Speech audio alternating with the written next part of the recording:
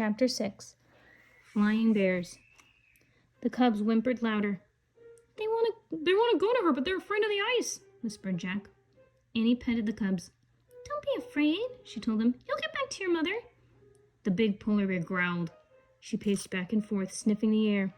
Annie kept patting the two cubs and whispering to them. Jack looked in the book for anything that might help. Finally, he found something. Even though a female polar bear can weigh as much as 750 pounds, she can walk on ice too thin to hold a person by balancing her weight and sliding her paws over the ice. Oh man, that's incredible, whispered Jack. He watched the mother polar bear walk down the snowbank. On a large, silent feet, she crept about at the edge of the frozen sea. She tried to step onto the ice, but each time she did, it cracked, and she had to retreat. At last, she found a firm spot. Then the polar bear stretched out her four legs and lay on the ice. Slowly, she moved forward, pushing herself with her claws. Is she coming for her babies, or is she coming to get us? Said Jack. I don't know, said Annie. Hey, let's put on the mask. What for? Said Jack. Maybe they'll protect us, said Annie. Maybe she'll think we're polar bears too. Oh, brother, said Jack. But Annie gave him a bear mask. He took off his glasses and slipped it on. Jack peered through the mask holes.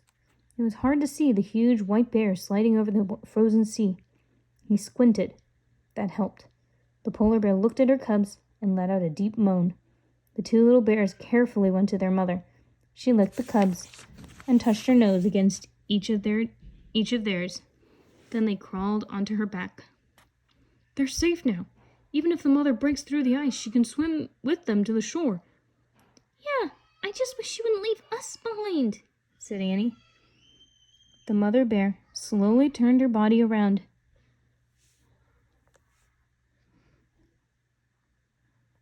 Then she pushed off with her hind legs. With her cubs on her back, she began sliding away. Let's try moving like her, Annie said. But we could break through and freeze to death, said Jack. If we stay here, we'll freeze too, said Annie. Remember the seal hunter said his people learned from the polar bears. Jack took a deep breath. Okay, let's try it. He lay on his stomach. He spread out his arms and legs. Then he copied the bear.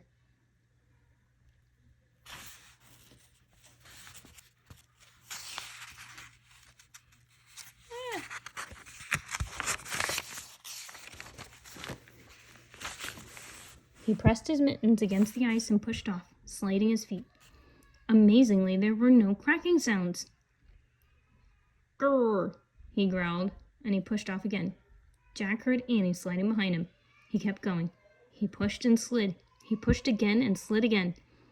He made the movements over and over until something happened. He didn't feel like a boy anymore. He felt like a polar bear.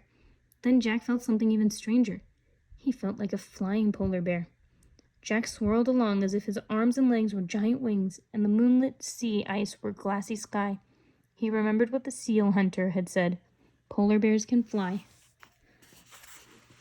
Chapter 7. Spirit Lights. Jack, you can get up now, said Annie. Jack opened his eyes. Annie was standing over him. She still had her mask on. We're on safe ground, she said. Jack felt as if he had been dreaming. He looked around. They had reached the tundra at the edge of the frozen sea. The cubs were romping in the distance, but their mother was sitting nearby, gazing at Jack and Annie. She waited to make sure we were safe, said Annie. Jack stared at the polar bear in awe. The words of the seal hunter came back to him. Always thank the animal spirits. We should thank the polar bear spirit now, he said. Of course, said Annie. Jack scrambled to his feet. Still wearing his bear mask, he stood before the polar bear and pressed his hands together. Well, thank you, he said, bowing. Yes, we thank you forever, said Annie, also bowing. We thank you beyond the moon and the stars, said Jack. And beyond the deepest ocean, Annie added. Then she threw out her arms and twirled around. Jack did the same. They both danced around the snow, honoring the bear. Finally, they stopped and bowed one last time.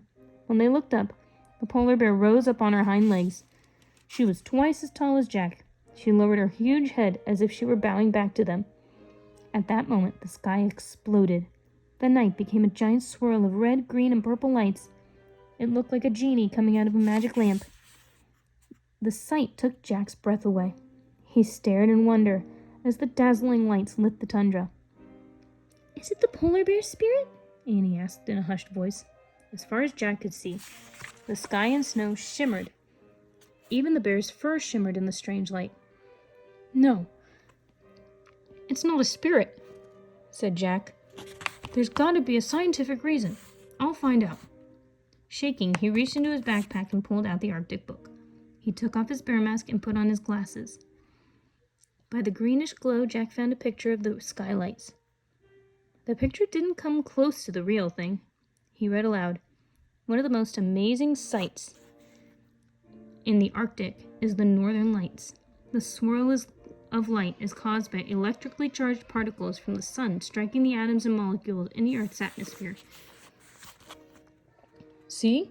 There is a scientific reason," said Jack. "It's not the spirits." Then suddenly all the dancing lights were gone, as if someone had blown out a candle. The magic had ended.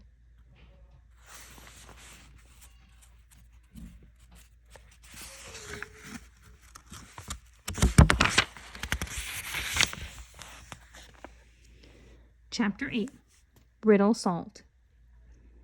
Not only the moon shone on the snow. Jack looked around for the polar bear, but she was gone. "Where'd she go?" asked Annie. "I don't know," said Jack. He looked over the tundra. There was no sign of the giant bear or her cubs.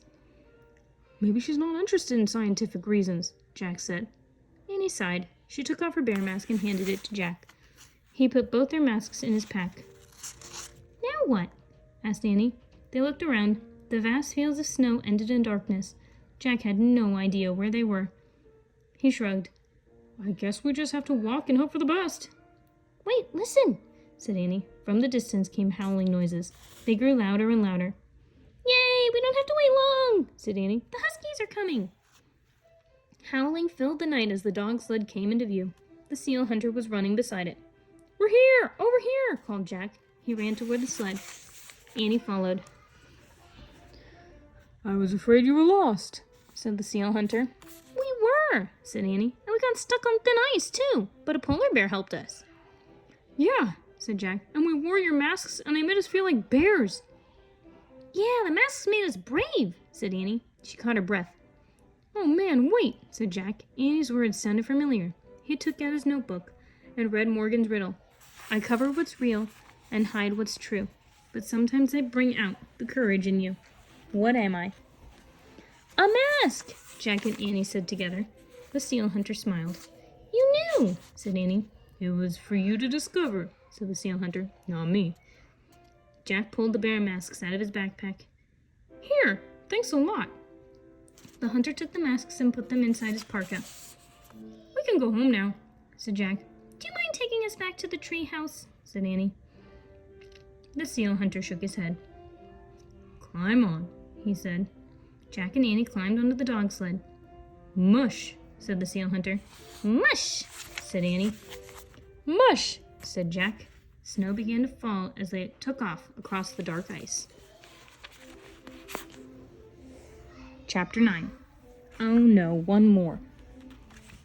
By the time the dog sled arrived at the treehouse, the snowstorm had become a blizzard. "Can you wait just a minute?" Jack asked the seal hunter, "so we can check something?" The hunter nodded. His dogs whined as Jack and Annie climbed through the treehouse window. Jack grabbed the scroll that held the riddle. He unrolled it. The riddle was gone. In its place was the shimmering word, mask. "We did it," said Annie. "The treehouse will take us home now." "Great," said Jack. "Let's say goodbye to the seal hunter and give him back his clothes." They quickly pulled off their sealskin clothing and their boots. "Thanks for letting us borrow these," Jack called through the window. The seal hunter walked to the treehouse and took the clothes from Jack and Annie. They stood shivering in their pajamas and bare feet. "Thanks for everything," said Annie, her teeth chattering. The seal hunter gave them a wave. Then he walked through the swirling snow to his sled. "Mush!" he shouted. The dogs took off through the stormy night. "Let's get out of here before we freeze to death."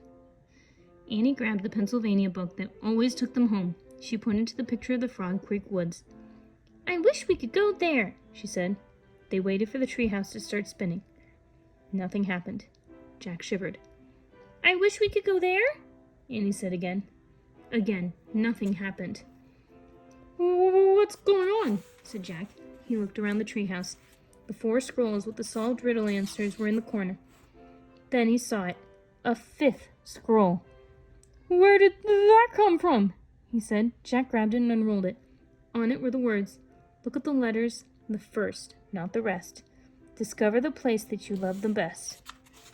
Oh no, another riddle! Okay, let's stay calm, Jack said, shivering. Look at the letters, the first, not the rest. Okay, the first letters in the riddle are L-A-T-L-T. That doesn't make any sense, said Annie. Icy winds battered the treehouse. Snow blew in. We have to hurry, said Annie. Jack was freezing. He looked around wildly. Letters, letters, letters, what letters? He said. His gaze rested on the scrolls in the corner. Maybe we look at the letters of the answers, he said. Right, said Annie. They began unscrolling the scrolls. The scroll from their adventure under the ocean said oyster. The scroll from their trip to the Wild West said echo. The scroll from their journey to Africa said honey. And their scroll from the Arctic said mask. Oyster, echo, honey, mask, said Jack. Their first letters are O-E-H-N. That doesn't make any sense either, said Annie. Yeah, but maybe we have to unscramble it. Those letters, O-E-H-M, they could spell hemo. Or miho, said Annie. Or home, said Jack. Home, cried Annie. That's the place we love the best. Jack unrolled the 5th scroll again. The riddle was gone. In its place was one shimmering word. Home. Yay, cried Annie. She grabbed the Pennsylvania book. I wish we could go home, home, home, home. The tree house started to spin. It spun faster and faster and faster. Then everything was still. Absolutely still. Chapter 10. Master Librarians. Warm air washed over Jack. It felt wonderful. You have succeeded in your quest, said a soft, soothing voice. Are you glad to be home? Jack opened his eyes. Morgan Le Fay stood in the moonlight. Yes, he said. We solved all our riddles, said Annie. Indeed, said Morgan.